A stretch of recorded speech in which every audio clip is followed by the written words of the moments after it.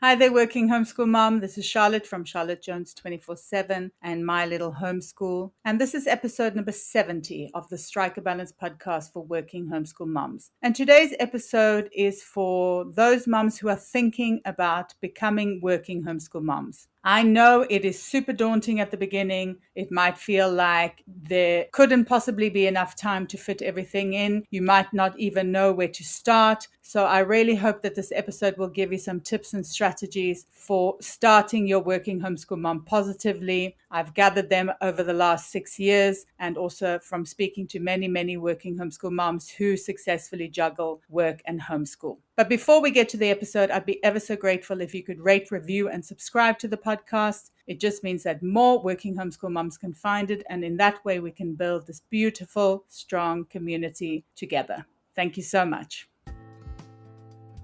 Hello and welcome to the Strike a Balance podcast for working homeschool moms. This is Charlotte Jones. I'm a homeschool coach and homeschooling mom of twin boys. I know it can feel really overwhelming to keep all the balls in the air all the time. So each week I chat about tips and strategies for being a happy and thriving working homeschool mom that you can implement in your life too. I also speak to awesome and inspiring women who manage to juggle homeschooling and work successfully and find out what their secrets are. Be sure to check out my time audit and mindset challenge in the show notes and sign up to my newsletter for lots of cool freebies. And if you ever need to chat, please book in a session with me. I'm so excited for you to be here and I hope you'll get so much value out of this episode. So let's get started. Are you looking for a new math curriculum? Well, I'm thrilled to introduce our favorite math curriculum to you. CTCMath specializes in providing online video tutorials that take a multi-sensory approach to learning. Favorably reviewed in Cathy Duffy's 102 top picks and the old Schoolhouse crew review, the lessons are short and concise to help your children break down concepts and appreciate math in a whole new way. The lessons are taught the traditional way and not to a test. Each one of the video tutorials is taught by an internationally acclaimed teacher, Pat Murray, who is renowned for teaching math concepts in a simple, easy to understand way and in only a few minutes at a time. Using a multi-sensory approach means having the combination of effective graphics and animation synchronized with the voice of a friendly teacher together with a practical assessment. This three-pronged attack makes learning so much easier and more effective. Even students who struggled with math are getting fantastic results, and ones who were doing okay before are now doing brilliantly. Visit ctcmath.com today to start your free trial. CTC Maths is generously offering my listeners an amazing special. Go to www.ctcmath.com/MLH to get a half price discount plus a bonus 6 months for free. That's ctcmath.com/MLH. So you've decided to take the plunge and start homeschooling, or maybe it's something that you are thinking of doing in the new school year. And I just want to give you some tips and strategies for starting your working homeschool mom life positively. I know it can be scary. I know I was terrified when I started out and I had no clue what to do, but that's why I'm here. And I'm going to give you some tips that have worked for me and also that I've gathered along the way over the past 6 years from other working homeschool moms in my community and also from the people on my podcast that I've interviewed. And I really hope that at the end of the episode, you will feel more at ease as you embark on this exciting, but scary, but exciting journey. So the first step, I think, is a very important step. I think I basically need to put this on a t-shirt because I constantly talk about deschooling. And I speak about it so much because I think it is a fundamental part of starting your working homeschool mom life positively. Deschooling is not just for your kids. In fact, I think it's much more important for you as a parent.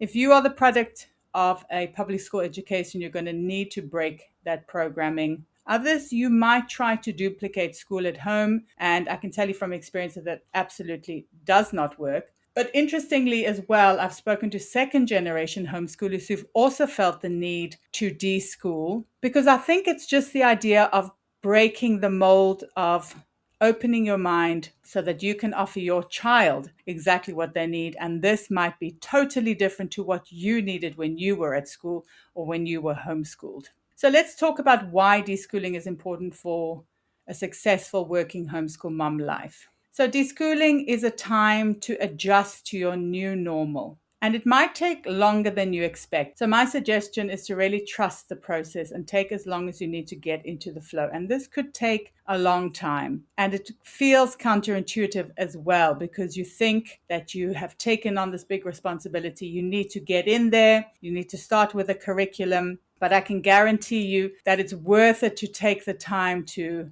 adjust to the new normal, to get used to being together, to get used to spending so much time together, and to really get to know each other as well. And you're also going to need time to work out your schedule. And once again, this can take a long time, and it will also definitely change through the different seasons that you go through. But you need to have a point to start from.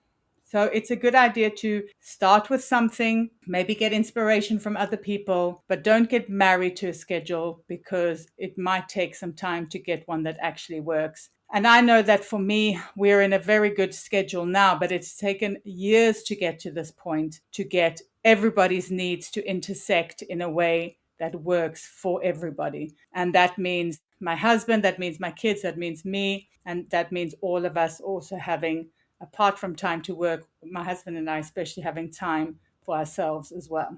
So deschooling is a fantastic way to observe how your child learns. And it's really, really important to do this because it's going to save you so much frustration and stress in the long run, because it's going to help you to figure out what type of resources your kid is going to respond the best to, or going to be the most engaged with. So you might have taken your kid out of school because they weren't coping. And I believe that a lot has to do with how kids are taught. And I know that was definitely the case for us. So if you can find out what engages them, you can really save a lot of resistance, a lot of reluctance, and a lot of time. And also a lot of money, because it could stop you from buying a curriculum, for example, that is just not suited to the way your kids like to learn.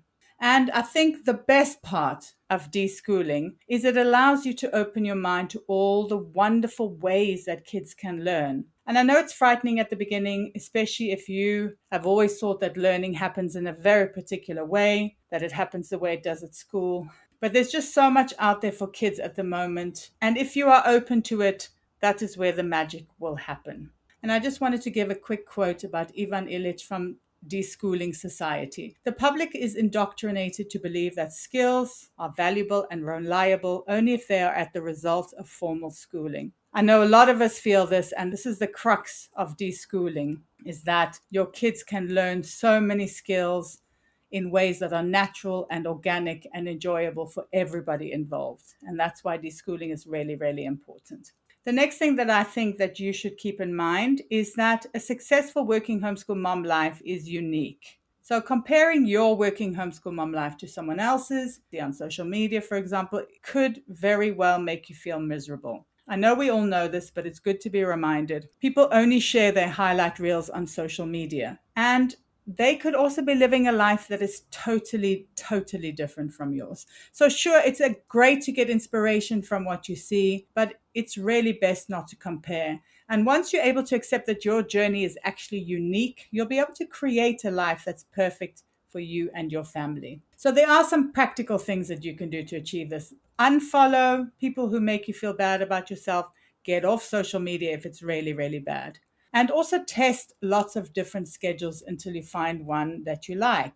And don't be afraid to change it up as needed, and also think outside the box when it comes to your schedule. Homeschooling gives you so much flexibility, so you can really go wild in that respect. You've got 24 hours in a day, and you can use those 24 hours in whichever way you want to. And I think that's what makes homeschooling so awesome, is that you can be super, super flexible. Something that helped me a lot was to lower my expectations. So I had incredibly high expectations when I started my working homeschool mom life, but I think it was because I had no idea what it would actually entail. And obviously I'd spent a lot of time on social media, going down social media rabbit holes, trying to find out what a working homeschool mom life should look like. At the same time, I also expected a perfect house, kids always happy to learn, lots of fun and adventure, arts and crafts, music. And when this didn't happen, I was really, really disappointed and, to be honest, frustrated and angry. And I'm sure you can imagine how this played out. Yes, everybody was miserable. But by lowering your expectations, you take that pressure off and you can enjoy what you have. And you can also open yourself up to so many new things. And lastly, I think finding a community is as important as deschooling. So I don't know what I would have done without my community. And I have an online community because there's not a huge homeschooling community where I live. I live in a very small town as well. And I personally believe an online community is just as valuable as and worthy as an in-person one. And also, I know from my Facebook group that a lot of working homeschool moms feel like they are alone because a lot of homeschoolers are stay-at-home moms, for example. So they might not have the same type of lifestyle. And that's why finding an online community can be really, really useful, because obviously it just opens you up to so many more people. It connects you with so many more people. And when you feel like somebody knows where you're at, how scary it is at the beginning, how exhausting it can be, then it can really help so much to ease that stress. And finally, if you do need one-to-one support, I'm here as a working homeschool mom coach specifically. I know what it's like. I've been there, and I would love to support you in any way possible. So please feel free to book in a session with me. I really hope you enjoyed the episode. Drop me a DM on Instagram or post on the Working Homeschool Mom support group over on Facebook, and let me know what resonated the most with you. It would also be great if you could rate, review, and subscribe, or share the podcast with a working homeschool mom who might need it. It's my mission to support as many working homeschool moms as possible. Until next time, take care.